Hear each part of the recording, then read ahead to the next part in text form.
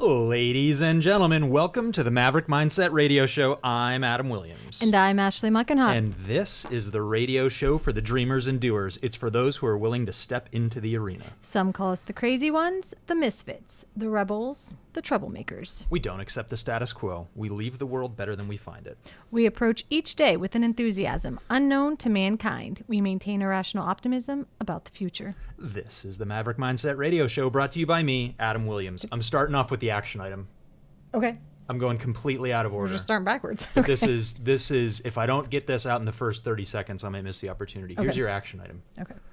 If you're running late and you're driving Yes. like a maniac, Was that you? don't put on your mascara at the same time.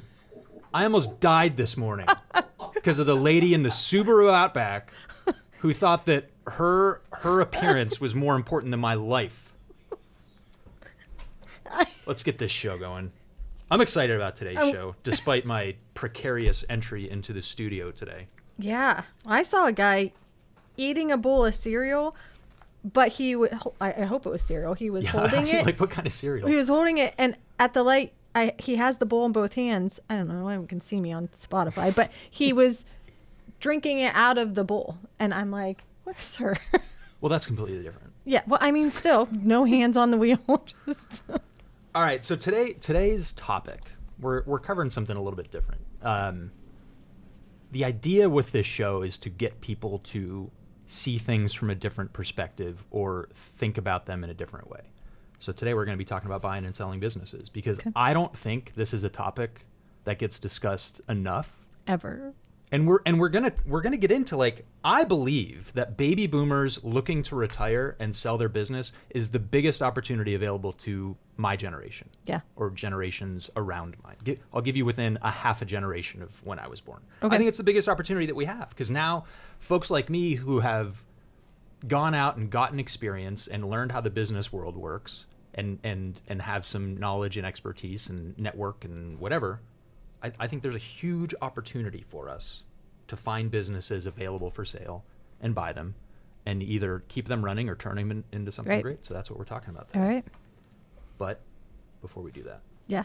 Tell us where people can find us. Oh, big day today. Is it? Yeah. Preston's here. Oh, yeah. Remember you brought your child to the I studio? did. I forgot. He wore a tie. Obviously doesn't watch the show. I know. So we're streaming live on Facebook, blowing your minds every Wednesday at 9, going live at 9:05. We still got the episodes going up on Spotify. Last week's episode is up on our favorite movies and TV shows. Yeah. Of course, we're streaming live on YouTube and got the videos up there, and MaverickMindsetRadio.com, where you can get your Maverick merch. Use code Maverick10 for 10% off. And Preston is here today. Yes. We talked about this on a prior show, but he basically said, your YouTube channel is horrible. He did. And we said, uh-huh. But then he said, and here's like 7 different things that I would do to make it better. And I'm like, uh-huh, you're hired. Yeah. Because, you know, He that's brought how the it works. solution. Yeah, that's it. Yep. That's it. Like anybody can come in and tell me what they don't like about the YouTube channel, and I'm not going to listen because I know. Yeah. I got a lot of stuff going on. So I'm excited because after today's episode, It's going to be better. we're going to start repurposing a lot of this content and getting it out to a broader audience. And that's all I ask. I just need the world to hear my voice and my message. Like, is that so much? No, it's a small dream. Yeah. All right. We also decided today we weren't going to do a quote of the day. No, we were going to do statistic. That's kind of a hard word to say. Stats. Thank you. And did you pull some? I did. So let's hear about it. Okay. So this one was from, let's see, so I can say that it is Legit. from the U.S. Small Business Administration. Okay. So, SBA. yep. So recent data reveals that 33.3 million businesses in the United States qualify as small businesses. And that makes up 99.9% of all U.S. businesses. Yep. I didn't know that. I didn't know that there were so many small businesses out there. Yeah. Now here's what's a little misleading about that. Did you look up what actually qualifies as a small business? I did, but I didn't write that down. So they're actually pretty big. Yeah. Like the way the SBA describes it is, I'm going to make up a number, but I think it's pretty close. I think if it's 500 million in revenue or less, which is a massive business. But yes, the reality is most businesses in this country are small. Like Yeah. they're mom and pops. They're maybe a couple partners. They're a handful of employees. And in fact, most people in this country work for most small businesses. And this is a statistic that I didn't pull for this show, but it's one that I cite all the time. 95% of net new job creation comes from businesses that are 5 years old or younger. Meaning new businesses are the actual job creators in this country. Yes. Yes, I did read that. It's not the government. It's not the Yes. government. We're going to get political today. The government doesn't create jobs. Correct. Actually, that's not true. This administration has created a boatload of wasteful government jobs. But the reality is most job creation comes from new ventures, small businesses. Those are the actual job creators in this country. Let's talk about something sad, though. I have another other statistic. I think it's a sad one. It is. So around 18% of small businesses will fail within a year of opening. Half will fail after 5 years, and approximately 65% after operating for up to 10 years. Yeah. 1 in 5 fails in the first year. Yeah. Isn't that crazy? Was that news to you? No, it wasn't surprising to me. Only after working in the law firm, business law firm, and you can hear when people are calling, you know the problems that they're having and the mistakes that are being made. So that wasn't surprising to me. And what that's 1 in 5 businesses fail. Half fail in the first 5 years. Yeah. But what that statistic doesn't cover is just the number of just miserable businesses there are. Unprofitable, unfulfilling, and the people just stick with it because they don't know what else to do. That statistic isn't even covered in there, but the percentage is obviously much higher. The people that are just struggling through it, not making enough money, not making much money. But that's the opportunity with buying and selling businesses, because if you've got a business that's been around for 5 years, like their odds of success are so much greater. They've got something that's working. They've got product market fit. They've got some goodwill. They've got network. So that's one of the benefits here. So I remember having a call with someone, and they were calling because they needed help with buying a business. Mm-hmm. Smart. And that business had been around for a while and had been successful. But they were calling now because that business, now that they had it, was failing. So, and they couldn't understand why. And they were like, I kept everything the same. I did everything the same way. I didn't change a thing. And he was, it felt like that, how he bought it, like he was misled into buying that, like he had, right, because he thought it should still stay successful the way it had been. But that's not true, right? You can't explain that, because you can't buy something and expect to keep it the same and that it's going to still be successful, right? Well, yeah, you still got to run it. Like you still have to, it's like, the economy changes, the market changes, consumer preferences change, which we've talked about a lot in our business. Yeah. I don't want to get off on that tangent yet, but I will. But yeah, I mean, like it's not just set it and forget it. This business isn't a crock pot. Ooh, we're gonna That was good. we're gonna clip that. Business isn't a crock pot. Like it's more of that. You know, you got 19 burners going at once with 17 different things that you're cooking, and your knuckle hair just caught on fire. Like that's running a business. So you got to stay on top of things. So yeah. That you can't, it's most businesses don't just run themselves. There's no such thing as passive income, I don't believe. I think that's really a misnomer. And things change, and you need to change with it. And we talk about in our business and with our clients that if you're not growing, you're dying. Mm-hmm. So yeah, there's got to be, and that growth, I think a lot of times we look at top line revenue growth. Yeah. But there's so many different ways that you can grow by improving your systems or improving your marketing or improving your team, whether through hires or training or whatever. And if you're not doing that stuff, Mark Cuban had a great quote that I wish I had remembered for this moment. But he wrote a book years ago, really short book, really good book. But he says something along the lines of, every day there's someone out there who wakes up with the sole intent of putting you out of business. Yeah. Like that's how competition works, and it's true. And if you're not looking out for that, someone will come in and eat your breakfast. All right, some good ones today. So it's for as undercaffeinated as I am. Maybe this is what I need for like a little bit of mental clarity. Look out, everybody! I think that's like a new flex on the internet too. Like, I stopped drinking coffee, and if there's anything I hate, it's flexes on the internet. Yeah, like the 5 a.m. Club.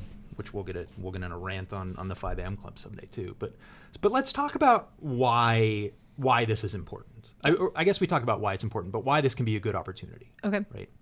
So you know that one of the keys to success as an entrepreneur is speed.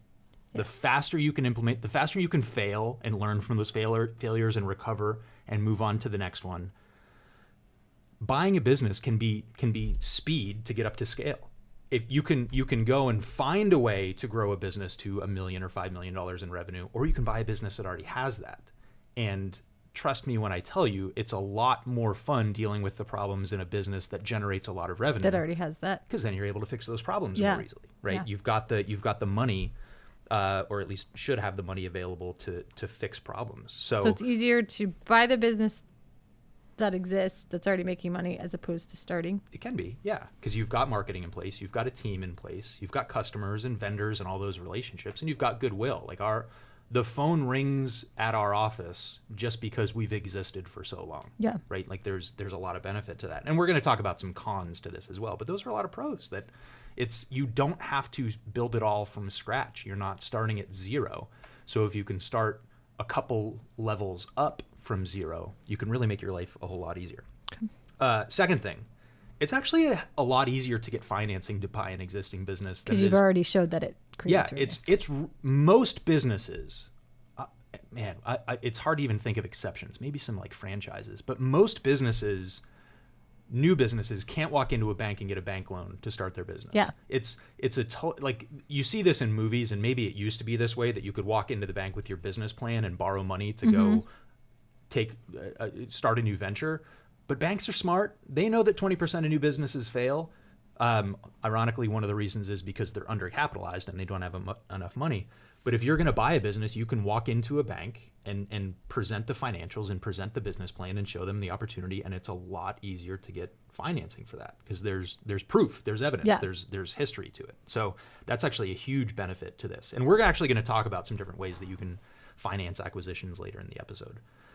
The third thing is you get to do what's called due diligence. Like before you purchase, and nobody should be in a rush to purchase a business because there's a lot of risks to it, but you can do an awful lot of homework. Yeah. Something as simple. When I first moved back to Erie, I didn't do this deal, and I kind of regret it. But there were a couple car washes for sale, and I went to one of them on a Saturday, and I parked my car across the street, and see how busy it was. I counted the number of cars. Yeah, and you can extrapolate based on that because we're also going to talk about how bad most small business accounting is, and it's hard to get a really good picture, especially in smaller businesses, and that's one way to verify it. If you're looking to buy a business, should you look at how successful the other businesses in the area around, meaning location is everything. So if you want or are thinking to buy a business that you want to be successful, should you consider where it's located and the businesses that are running or have closed around you? Because if it's a dying town, would your business really be successful there? I think location has become less important. It obviously depends on the industry, right? If you're gonna start a convenience store, you want to be convenient. you want to be located somewhere where there's a lot of traffic and maybe there's a lot of parking, right? Yeah. But even in our office now, we used to do a ton of real estate work, which meant several times a week we'd have a couple realtors, a couple clients, and a banker show up at our office and close a real estate transaction. So when we moved into our office, made sure we had a lot of parking. We have 17 parking spaces in our office, maybe less now because we got the parking lot repaved and made them a little bit bigger. But yeah, that was really important to us. Yeah. Now we were talking about it yesterday. It's not so important now. Like we have a lease in our office where our rugs have our logo, and the company comes in periodically and swaps out the rugs for clean ones. It's like we don't really even need that anymore. Like we don't have because the traffic's not coming. We've changed. So, but I mean, location can be important for customers, but also like your suppliers. If it's difficult to get the stuff that you need for your business, So we look at that in Erie, where we've got this completely underutilized port, but you can ship a lot of goods in there. And we've got railroads where you can ship a lot of goods, and a lot of our industrial parks are located close to the highway so that semis can access them easily. So I think beyond just is the community thriving or not. I mean, look at us. We run one of the fastest growing companies in the country. Yep. The rankings come out in like 2 weeks. I'm so excited. But officially we're Inc. 5000, and we're doing it in dying town. Like there's challenges. It's hard to find talent, but we can also source talent across the country now. But yeah, so there's pros and cons to it because it's also a way for us to keep our expenses low. So yeah, I mean, due diligence. You can look at the finances. You can study the business. You can learn a little bit about the employees. You can even like mystery shop. Like just go in and buy something Yeah. and see if you enjoy the experience. And if you do, great opportunity. And if you don't, maybe it's a good opportunity to improve that. You know, Right. you can see a way to make the business better. Fourth reason why it's good to buy is a lot of the SOPs, the processes and systems are already in place. They already exist. Yeah. Sometimes they're not documented. Sometimes they aren't good, but you know how much work it is to build a system for a business from Yes. scratch. I mean, we're doing this right now with the production side of Pennywise, where we put our what is the word? Our practice management software in Right. place and mapped out this huge process and have all these videos and checklists and guides and templates.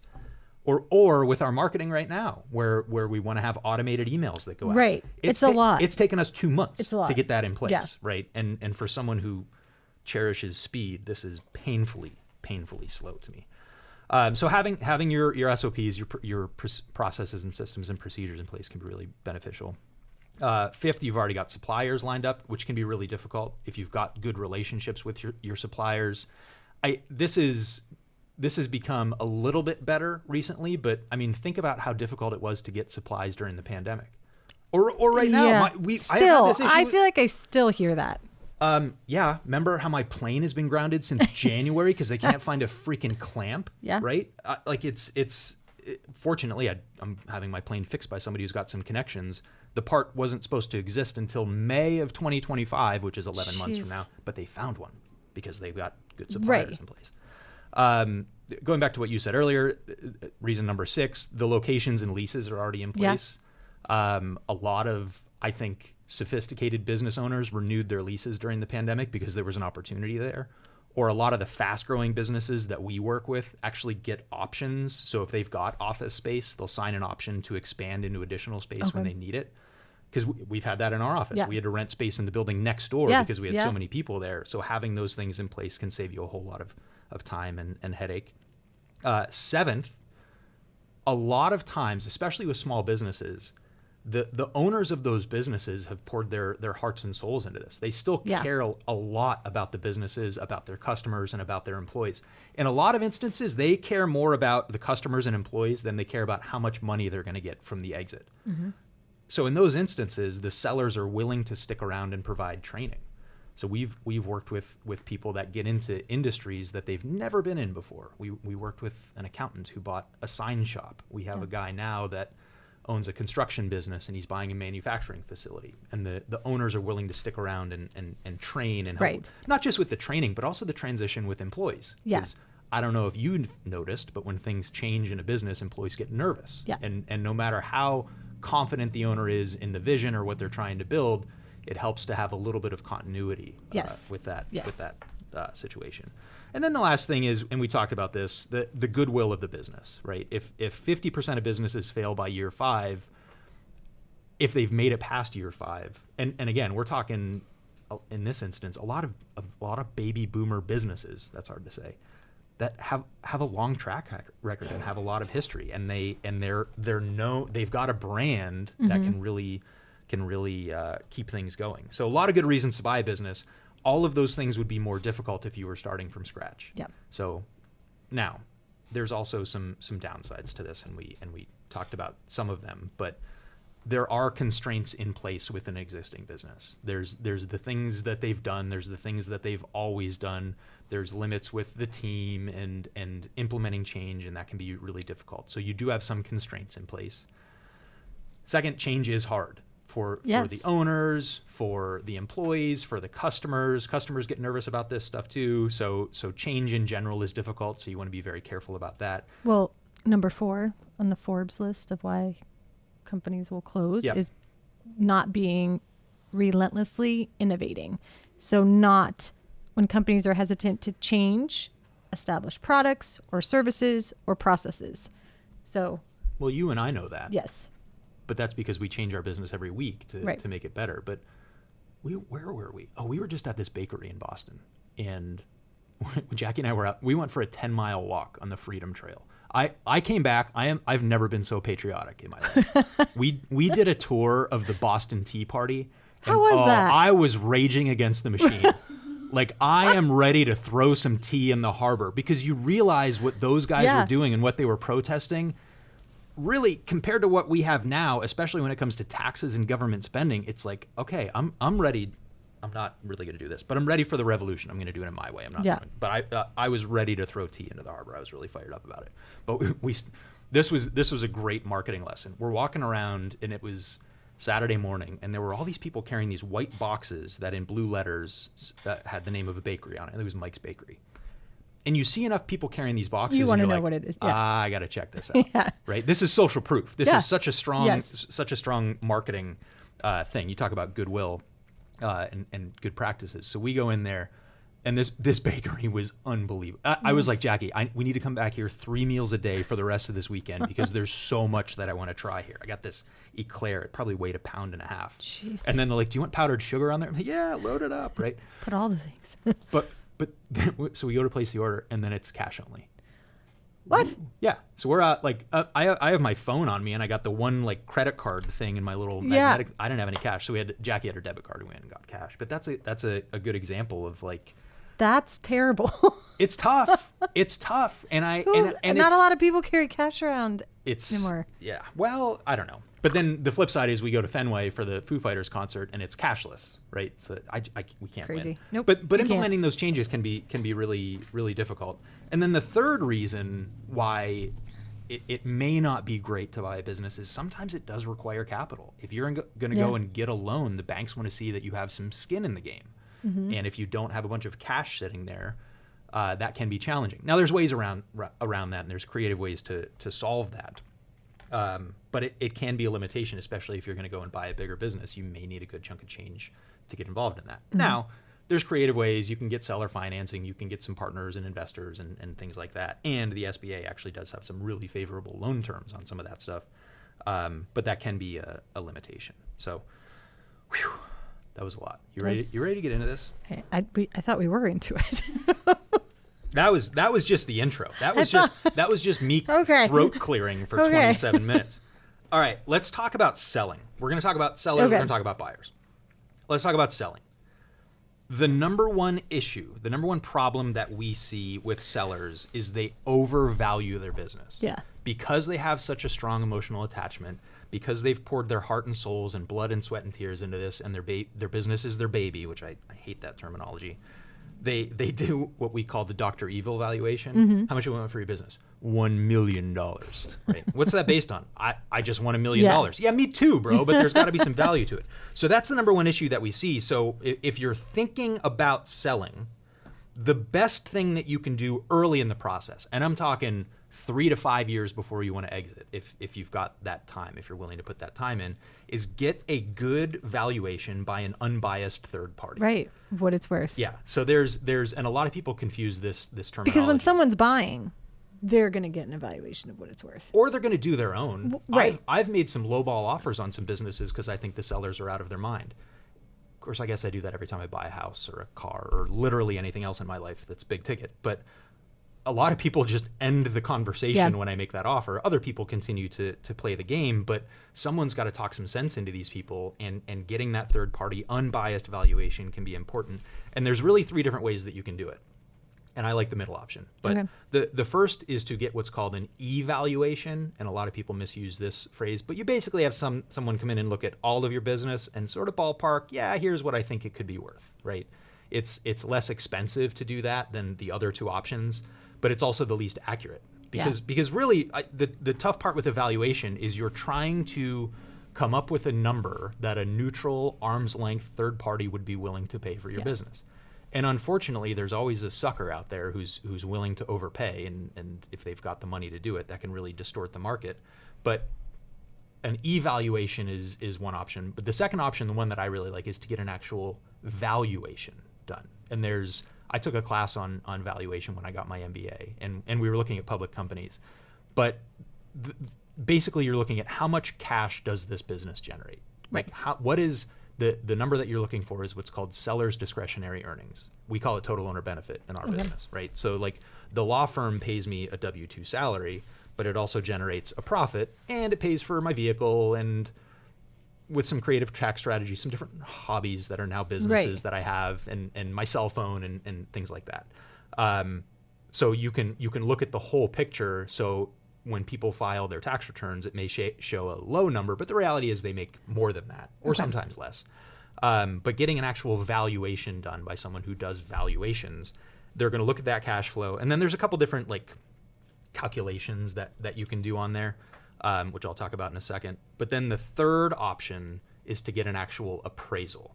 And these are very expensive and very Yeah. time consuming. Sometimes the bank requires it Okay. because I they was just want gonna to ask know. that. Is it required? Sometimes it is. When it's not required, it may not be worth the expense. We see valuations more when maybe there's like litigation and partners are fighting, or it's not as unpleasant as that, but one partner may want to buy out another one. Okay. And maybe they've agreed on how it's going to be calculated, or maybe Okay. they've agreed that we're going to go hire someone to actually do a valuation, and I'll be able to buy you out of this. So those are the three options. But I think any seller needs to start with getting a valuation Yeah. done.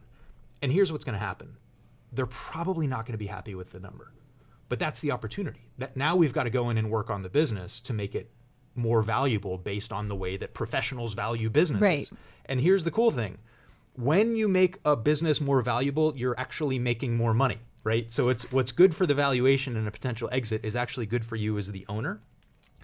But generally speaking, there's kind of three different ways to do these valuations, and I'll go through them quickly because it's not super important and it really depends on the business. But the first way is just to do a percentage or a multiple of gross annual revenue. So like a professional services business, like an accounting firm or a law firm, that may sell for 1 times its annual revenue. So if a law firm does $3 million in revenue, you may be able to get a $3 million purchase price.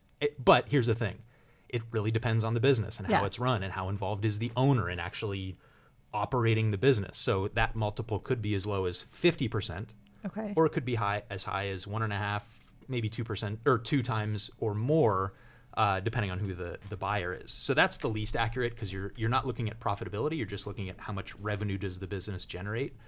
But there's other businesses that are more, I don't know, I guess consistent or systematic. So like an insurance agency, that can be based on a multiple because they're all similarly profitable, Right. or close enough. Or a pharmacy, right? Yeah. They're similar enough that you can take a simplified multiple of revenues, or even like how many prescriptions they sell, and multiply that out. So that's one way. It's the least accurate, but that's like if I'm sitting at the bar with a napkin and a pen in front of me trying to figure out what this business is worth, I can start there. Yeah.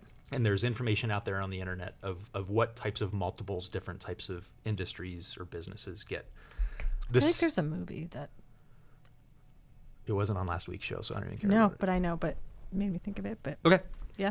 So the second way to value a business is to do what's called the multiple of discretionary earnings. And this is what we talked about. This is where you're taking the profit of the business, you're taking the W-2 wages of the owner, the other perks in the business. Because again, we talk about this a lot in our firm. Like there's a lot of benefits to owning a business and things that the business pays for. Like, Right. for example, if I went out and got a job, I probably would not have a full-time executive assistant. But because I own a business, I have that. And that's Right. really cool and makes my life a lot better. So we're going to look at W-2 salary. We're going to look at how much interest the business pays on debt, which may or may not exist after a purchase if there's a bank loan. Things like the phone bill, the phone service, right? Yeah. The business provides our phones for us. We're getting into some accounting stuff, but depreciation and amortization. So if you've bought something, if you've had a big cash outflow for something, but you can't depreciate that or write it off maybe for 10 or 15 or 27 years, that can affect the profitability. And then things like health insurance. So we figure out what sellers' discretionary earnings are, like really how much money does this business generate Right. for the owner, and then we can do a multiple of that as well. So again, could be 1 times, could be 2 times, could be 3 times, but how much profit is there actually for the business? The easiest example on this is like an e-commerce business where you spend some money to run some ads, Yep. you drive some traffic to a website, and you sell stuff. Mm-hmm. Not a lot of real estate. If you do it right, you're not managing a lot of inventory. You don't have a lot of employees. It's really just a math calculation of how much did we sell, how much did it cost us, and how much is Did left we- over, yeah. and we can do a multiple of that. And then the third way, and this is actually the one that I see the most option for really small businesses, is what's called the depreciated value of tangible assets. So when you see a pizza shop for sale, Yeah. they usually don't own the real estate. Okay. There's not some like super secret recipe that they have, but they've got some ovens and refrigerators and maybe some inventory sitting there if it's going to turn over quickly enough. And basically the question is, how much would it cost me to go out and buy this stuff versus buying it all from you right now? Got it. Right. Okay. So if someone were going to come and buy our law firm based on that, it wouldn't be worth very much. Right. We got some used computers and some furniture and that's it. Yeah. Right. and some pens and paper. It's not worth very much. But if a business is unprofitable, that's really what you're buying is the assets. Yeah. So you hear about like private equity firms coming in and doing stuff Yeah. like that. Or this was the movie Wall Street, the first one, the good one from the 80s, where they come in and buy an airplane or an airline, and the idea is they can sell the planes and make more than they paid for the business Got because it. it was unprofitable. So those are different ways to do evaluation, and that should be step one for a seller. And I think it's really important to get, I've said this is the third time now, unbiased third-party advice Yeah. on the value, because Yeah. there's a lot of really biased advice out there. Some, depending on how you list the property or the business for sale, some people will inflate the number to try and get that listing, because brokers can make a good chunk of change on So this stuff. you're saying that third party is somebody that has nothing to do with any part. Actually, a good broker can give you a valuation Right. early on. And in fact, it's sometimes a good idea to that, because again, a good broker will help you make the business more profitable Right. and ready to sell. And actually, this was one of the interesting statistics that I found getting ready for this episode, is somewhere between, how many small businesses did you say? 30 million, 30 million, 33 million? Yeah. So somewhere between 8 and 10 million of those are owned by baby boomers. Yeah, 33.3 million. Yeah. So a third of the small businesses that exist are owned by baby boomers right now. That's a crazy number. Crazy. And 10% of those, they're ready to walk away. They don't even think the business is worth anything. So huge potential opportunity there, because they may just be like emotionally and physically fatigued and done with it. And then another, I think it was, I wrote down the number, let me find it here. But so 1 in 10, they're ready to just shut it down. And then somewhere between 6 in 10 are open to seller financing, meaning you may not need to get a bank involved, Right. which is one of the creative ways that you can finance this stuff. But so that can actually be a way to get more cash out of the business. So if I'm going to lend you the money to buy my business, I can also make some money on the interest, because I've now become the bank. And there can be some good tax strategies around that too, to shift some income around. So step one is get your valuation and get a realistic view of what the business may be worth. Most valuations are going to give you a range, and it may actually be a pretty broad range. Right. But at least you've got the boundaries there Right. established, and you can know if you're even in the ballpark. And when we talk about listing these businesses for sale, it's kind of like real estate. Like you can FSBO this. You can for sale by owner. I think the biggest website out there is probably Biz Buy Sell, where a lot of these listings are. And like anything else, you can try and do it on your own, but you're going to end up having to get lawyers involved to write some contracts and help with due diligence. You're going to be fielding a lot of tire kickers. Actually, a lot of people don't know this, but a few months ago, I went out and got certified by the American Business Brokers Association to learn more about this stuff. And when you list these, it's so easy to just fill out the contact form on the website to get more information, which means you've got to reply to all of those things. If you're smart, you're going to have some sort of non-disclosure agreement signed saying, hey, I'm giving you all of like this insider info on my business. Right. Don't steal it. The brokers say that only about 50% of those NDAs ever come back signed. So you're dealing with a lot of tire kickers. Nice. So one option is to FSBO, for sale by owner. A second option is I don't recommend this option, but there are some real estate agents who dabble in business brokerage and listing businesses for sale. Again, if it's like an asset sale, or if if the real estate is like the major asset of the business, this can work, but there can also be huge problems. Yeah, and no offense to realtors, they're not trained on this stuff. Yeah. They don't have licenses and certification on selling businesses. It's just on real estate. The third option is to find some sort of unlicensed, untrained, unaccredited broker. I don't believe in Pennsylvania there's any license required to be a business broker, so you can just call yourself a broker and suddenly really? you are one. Yeah. And then the fourth option, of course, is some sort of certified, licensed, trained broker. Right. And these are the people that have experience with this stuff. They have training on this stuff. They have access to networks of. Is that the one you'd recommend? Well, of course. Oh. Yeah. Yeah. I mean, we're all about working with experts. Yeah. And they don't cost anymore, right? That's the crazy thing. Like, you can get a real professional when you're selling a business and a certified, licensed, experienced broker with a network and access to software and technologies and information, because data can be really important for valuing and listing businesses. It doesn't cost you anything extra. So once we've recast our earnings, we've calculated the discretionary earnings, like how much the business actually makes.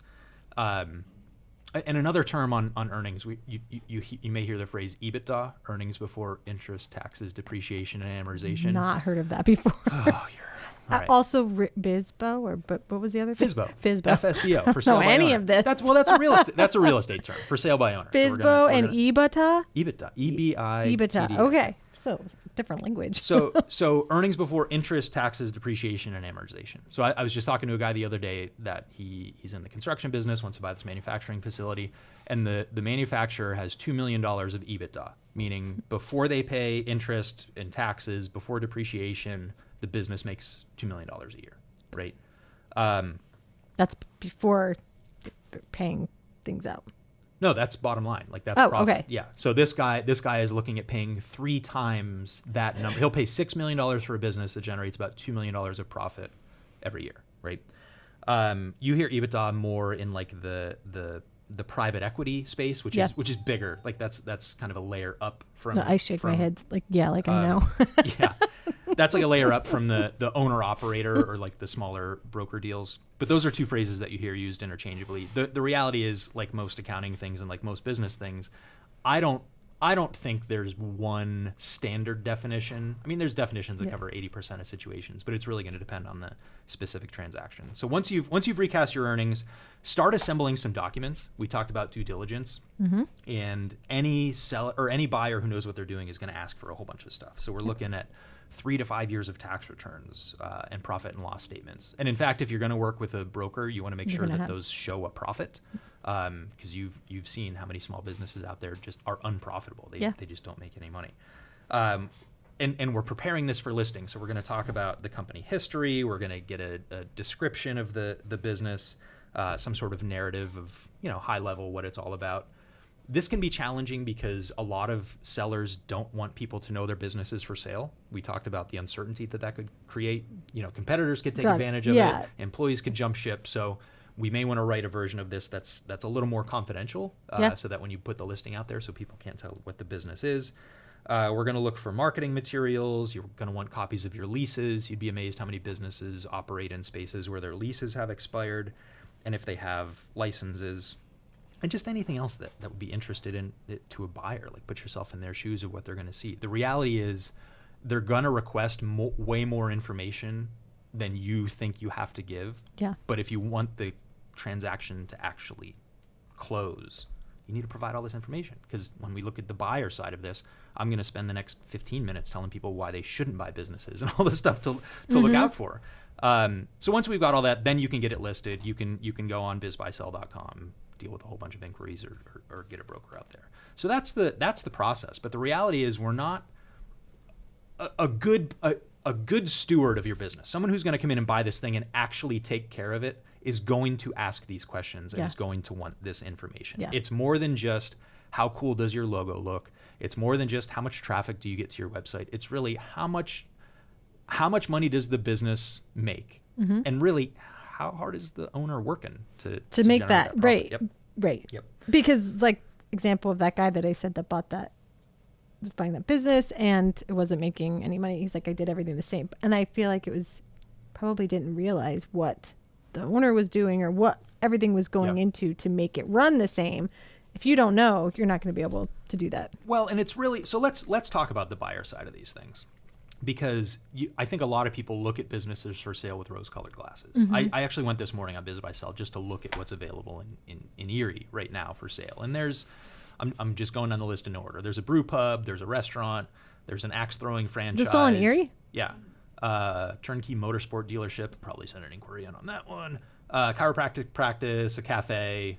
That's about it. That's available for sale right now. And it's really easy to get romantic about this and stuff and say, oh, I would love to own a diner.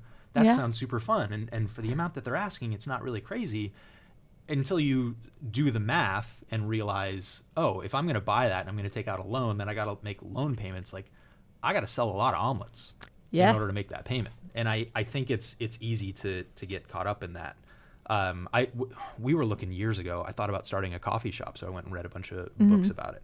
And like, the average coffee shop makes the owner about $30,000 a year. Yeah. So, I mean, if that supports your lifestyle, cool. It wouldn't for me. And if you're the type of person that wants to be in there basically working as a barista and making whatever, the $12-15 an hour there plus tips, and if you enjoy the community aspect of owning a coffee shop, great. But let's get real about this. The moment you're the person pouring your coffee doesn't show up for a shift and you have to jump in and fix that, let's restaurant world is hard. Well, and in fact, more than just you talk about buying failure. a If cute you talk place. about failure rates, they're probably at least double for restaurants. I mean, it's the riskiest business, Yeah. and I would not recommend. I really don't recommend buying a restaurant as a business unless there's a really exceptional reason. Correct. So I agree. All right. So when we're talking about buying businesses, this is actually a great starting point. I think it's really important to determine what your criteria are. Are you looking to diversify your sources of revenue? If you're in an industry that's risky, right? If you're in manufacturing and a change in the government is going to result in lower or higher tariffs, how's that going to affect your business? Things like that. Maybe you want to diversify a little bit, or maybe you're looking for something that's a little more passive. I met a guy at an event I was at a few weeks ago who owns like 17 businesses, which means most of his job is looking at numbers for those businesses and making sure that they're profitable. One of his businesses is a car dealership. He's not in there selling cars. No. Right. So really, really getting clear on what it is that you're looking for. And we've talked about this on several episodes, and what your goals actually are for how much money you want to make and how you want to spend your time and the impact that you want to have.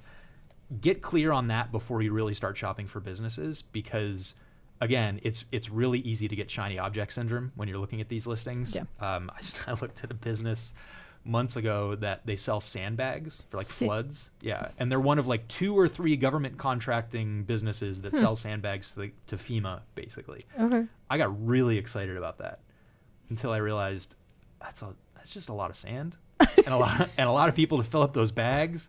And it was a couple states away, and like I was gonna say, where? I got really excited because I'm like, oh man, it'd be so cool to like fly my plane to the landing strip that's right by there and show up to my sandbag facility. Until I realized like the capital that's required to keep, like, you know how much equipment that needs, and the equipment breaks, and it's like the business wasn't big enough to justify. Right. I'd be the guy out there fixing the excavator when it breaks, you know. It was a lot more than just sand in bags, right? I believe they had 2 or 3 different varieties of sand. See, So you don't even think about. I didn't even know there was that many It's pretty varieties of interesting. sand. Well, I guess for the different types of I don't know. Maybe that business is still for sale. We'll go look it up after this. So one, determine your criteria. Like, get objective of what your must-haves are and what your nice-to-haves would be, right? If I looked at another business that was in Phoenix, and then I realized I don't want to own a business in Phoenix. Like, Phoenix is great. It's just really far away. Yeah. They sold snacks. They would like kind of source snacks? like snacks from all over the globe that you can't get in America. They would import them and sell these boxes of like, I don't know, Korean potato chips, and it was kind of cool. Didn't make any money though. I understand why. I mean, well, I'm sitting here being like, at what point am I going to be like, Korean bag of potato chips is what I need? I don't know. Have you ever had like a soda from Japan? I don't know. No, nor would I think to have one. All right, well, you're not a customer for that business. No, but I don't think a lot of people are, which is probably why it didn't make money. It did. Did it? It didn't. Is it still for actually. sale? I haven't Probably. checked. It was so unprofitable. I said I don't really want to waste my time looking Point at this one. proven. Made. Well, whatever. All right. Could be reasons for that. So that's the second thing is for buyers, don't be in a rush. Like, do your homework, do your due diligence on this. Really understand the businesses and what you're getting into. Because again, it's easy to get caught up in the excitement of this. And especially when you've got a broker involved who just wants to get the transaction to close, this is actually a good time to get a lawyer involved, because they'll tell you all the reasons not to do something, and then you can decide whether you're going to take that advice or not. I don't know anybody who has bought the first deal that they've seen, which is good. Yeah. Now, I'm sure it's happened in other scenarios where they've rushed into an opportunity and didn't come and see me. But yeah, you're not going to buy the first deal that you see, and in fact, it makes it easier to compare. It's like going house shopping. I can't buy the first house you. Pretty rare circumstances that happens. All our realtor friends out there are like, yeah, I got to do 48 showings to get a deal papered. All right. Third thing for buyers is make sure you're hiring experts. Yeah. You're going to want your industry-specific experts. You're going to want that person that understands the international snack food market, or sandbags, or manufacturing, or whatever it is. This can be your seller in some instances, but there can be a little bit of a conflict there. So understanding the industry can be really important. Get your accounting and financial team in order, especially now when we look at companies that have a distributed workforce. You're going to implicate so many employment and tax laws in different states just by virtue of having a virtual employee somewhere. So we're dealing with this with Pennywise now. We have a client who had an employee in Texas, and Texas said, "Oh, hey, welcome. You owe us $128,000." Yeah, right. A little bit different down Texas. So you want to make sure that if you're buying into a business, you've got somebody looking at that stuff that they can say, "Hey, we looked at the employee list and we realized you've got 3 employees in California, and here's the issues that could create for you." So your accounting and finance team, your legal team, and then, like I said, HR, just the compliance of that stuff can be. And if you don't have that team, you should probably acquire it, right? Yeah, and the earlier the better, I think. I mean, we try hard in our law firm not to kill deals, right? Yeah. We try to find ways to make them work. There's plenty of other law firms out there that will just kill it because it's the least risky option.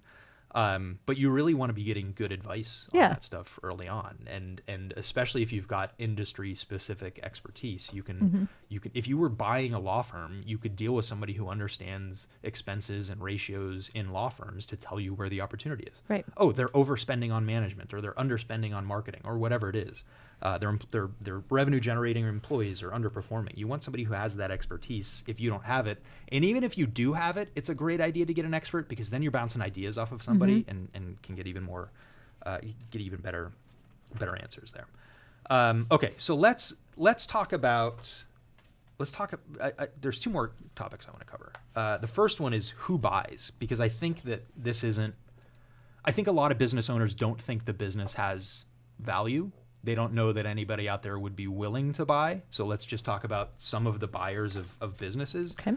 As we've talked about on most of this show, the most obvious answer is that arm's length third party, the person who's looking to buy a business, right? Like, if they want to expand their portfolio and get into something new, fine. You can go and list a business on a website like BizBuySell and do that. But also, employees are potential buyers, right? I don't know how many calls to of somebody that is an employee of the business, and it is being handed down to them, or they're buying it. I actually think this is a super common way for a business to fail, is to sell to an employee and that employee is not prepared for it. Right. You get employees who can be really good at the thing, right? They make the widget or they provide the service, but they don't understand running a business. Right. So my suggestion, if you're going to have an employee take over, is to make sure they're trained on how the business works. Yeah. All those spreadsheets that you look at as the owner, all those numbers that you evaluate as the owner, this person needs to understand. Yeah. So there can be pros and cons to that, but it's actually, again, can get really creative with the financing on it. You can do it over time where they get an increased percentage and still protect a lot of your rights there as the owner. So look at employees. If you've got business partners, we see a lot of partners who just don't want to be involved in the business anymore, and they'll sell to somebody else. Maybe even a competitor. That there can be a good opportunity to sell to a competitor. Now, you got to be careful with confidentiality and all those things, but it can certainly be an option. Yeah. And then the last one that I really like is what's called vertical integration. So you buy a business because it's somewhere in your supply chain. So if you are a contractor, you could buy an architecture firm to help do the design and drawing. You could I don't know, own the supply shop that sells the screws and nails and wood. So essentially, you're growing a aspect of your business, right? Yeah, something that so for example, with Pennywise, we have looked at buying tax preparation firms. Right. We don't want to build that practice from scratch. So we could buy a tax preparation business to bolt onto our tax strategy Got business. it. Yep. And again, all the benefits that we talked about, it gets you there faster. So so that's who buys. When we're talking about who sells, a lot of retirees, a lot of people looking for that big exit. I just saw an article over the weekend that some company, the deal fell apart, but Google was going to buy this company for like $23 billion, right? Like that's, I'd have been like, here you go. yeah. But then the last reason is sometimes people just get tired of the business. Yeah. They don't want to do it anymore, Yeah. or they grew it to where it is and they're ready Yep. for the next thing. And I think this is really important to understand because this can give you leverage in negotiations for the purchase. Like really understanding what is this person looking for.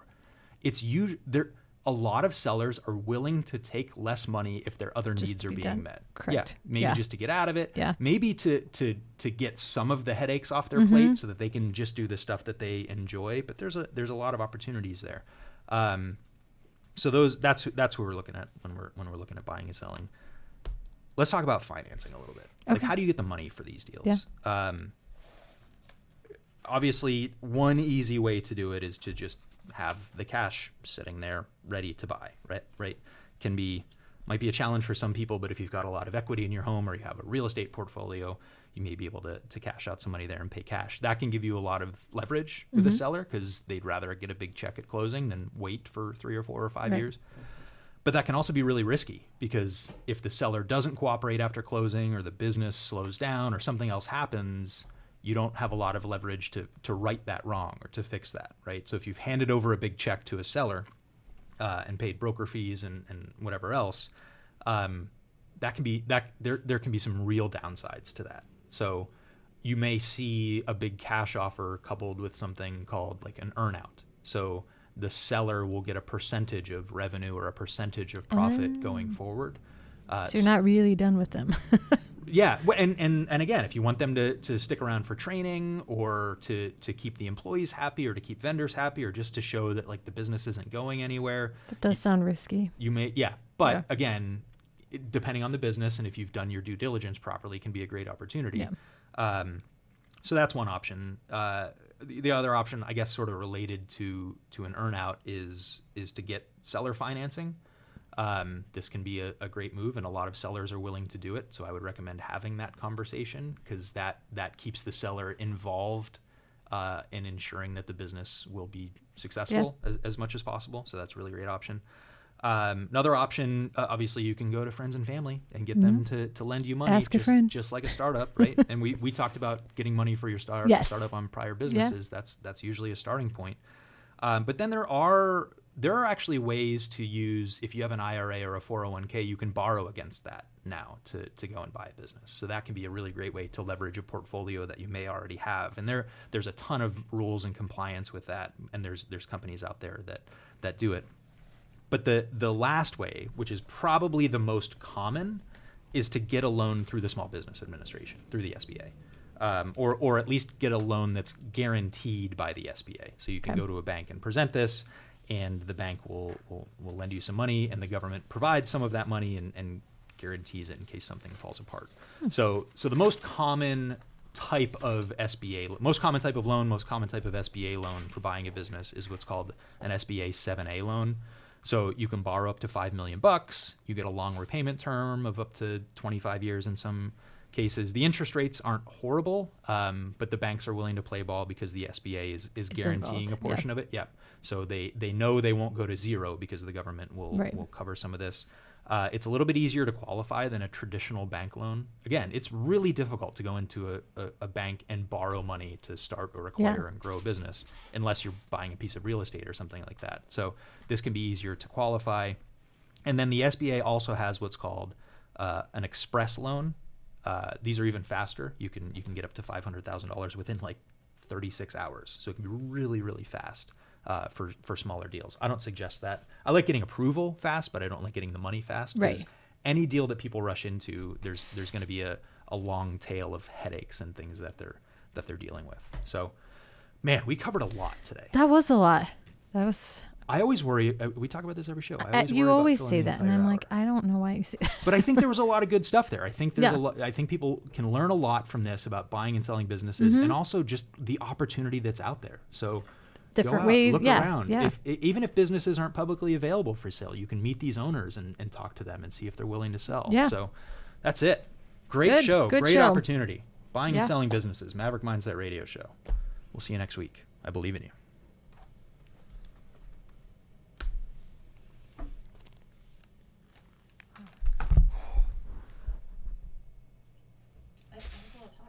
It was.